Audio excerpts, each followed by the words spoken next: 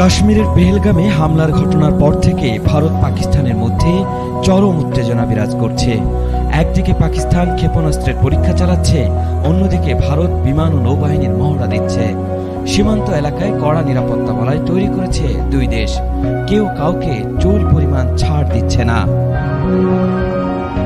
ঠিক এমন সময়ে ভারতের বিএসএফ দেশটির উত্তরাঞ্চলীয় রাজ্য রাজস্থানের আন্তর্জাতিক সীমান্ত থেকে এক পাকিস্তানি রেঞ্জারকে আটক করেছে।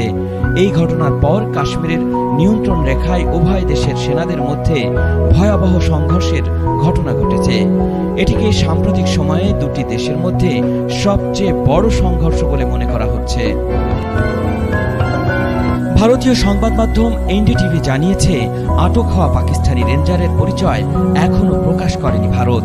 সেই পাকিস্তানি রেঞ্জার বর্তমানে বিএসএফের রাজস্থান ফ্রন্টিয়ারের হেফাজতে আছেন।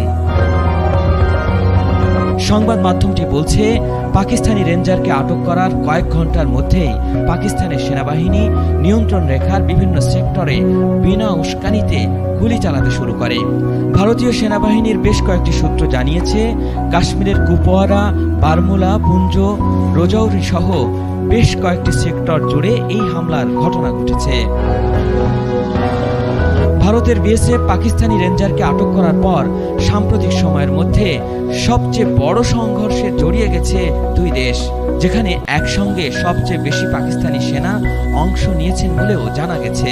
এর আগে 23শে এপ্রিল পাঞ্জাবের ফিরোজপুর থেকে বিএসএফ কনস্টেবল পুনম কুমার শাহকে আটক করেছিল পাকিস্তান। ভারত পাকিস্তানের মধ্যে সীমান্তে ভুল করে পার হওয়া সৈন্যদের ফেরত দেওয়ার একটি প্রচলিত প্রক্রিয়া থাকলেও সম্প্রতি উত্তেজনা বেড়ে যাওয়ায় পাকিস্তান শাহকে ফেরত দিচ্ছে না। ফলে ভারতও পাকিস্তানি রেঞ্জারের ফেরতের বিষয়ে সিদ্ধান্ত নেয়নি। এমন চরম উত্তেজনার মধ্যেই পাকিস্তান শনিবার আবদালি ব্যালিস্টিক ক্ষেপণাস্ত্রের পরীক্ষামূলক উৎক্ষেপণ করেছে। ভারতের কর্মকর্তারা এটিকে খোলামেলা উস্কানি বলে মন্তব্য করেছেন। 450 কিলোমিটার রেঞ্জের এই ক্ষেপণাস্ত্র পাকিস্তান সিন্ধু মহড়ার অংশ হিসেবে পরীক্ষা করেছে বলে জানিয়েছে। আল ইমরান, এটিএন বাংলা। वो देखने से पहले अगर आप इंडिया से हो तो लाइक करो, और अगर आप अदर कंट्री से हो तो कमेंट करो। अगर आपने लाइक नहीं किया तो मैं समझ जाऊंगा आप अपने इंडिया से प्यार नहीं करते। इंडिया वालों ने तो अभी तक